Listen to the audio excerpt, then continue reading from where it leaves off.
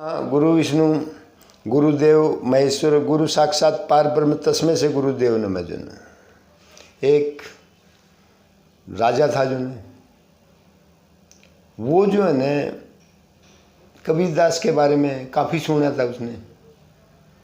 और एक दिन क्या हुआ कि वो कबीरदास के पास आ गया जो और उसने कबीरदास का नाम सुना लेकिन कभी देखा नहीं था। मतलब वो आके कहने लगे बोले मैं कबीरदास से बोले मिलना चाहता हूँ। कबीरदास जो है वहाँ खेती की नुड़ाई कर रहे थे जो और करते उसने कहा भी ठीक है आप वहाँ जाके बैठ जाओ जो। थोड़ी देर बाद कबीरदास वहाँ पहुँच गए। बोले भाई किस लिए आप आए हो जो। बोले भाई मैं उस भगवान के नाम को जानना चाहता हूँ, उस भगवान के बारे में जानना चाहता हूँ। बोले भाई आपको 6 महीने रहना पड़ेगा बोले हमारे पास। तो कोई बात नहीं बोले आप 6 महीने की बात करो, मैं तो साल भर रह जाऊँगा जो। साल भर आप रह जाओगे बोला जो। बोले हाँ जी बोले मैं रह जाऊँगा, उसमें कोई दिक्कत वाली बात नहीं बोला जो।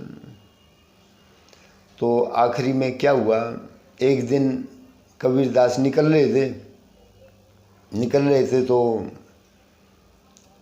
कबीरदास की पत्नी ने क्या कराया, कूड़े की बाल्टी उठा के उसके ऊपर डाल दी और वो चिल्लाने लगा। बोले अगर आप मेरे देश के अंदर होते न तो मैं आपको फांसी तोड़ देता बोले।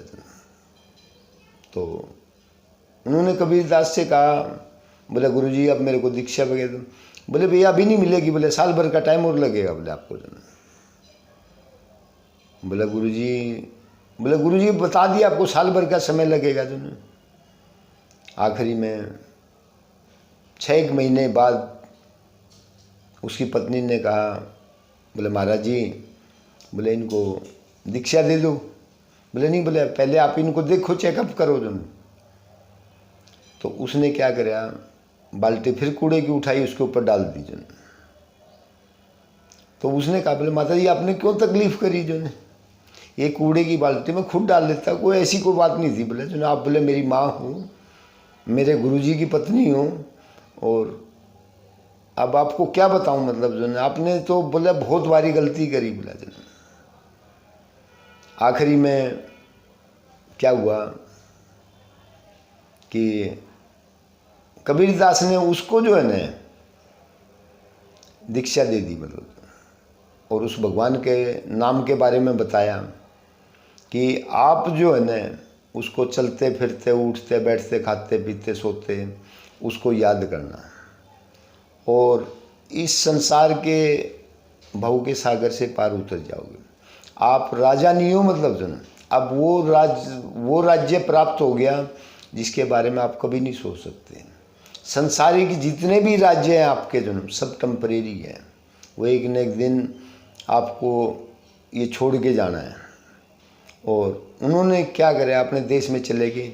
देश में जाने के बाद में एक नदी के किनारे बैठ गए और उसके जितने मंत्री संतरी थे सारे उसके पास आए और उन्होंने कहा बोला राजा साहब बोला घर पे चलो बोला जन। बोले भी मैं नहीं जाता बोले जन।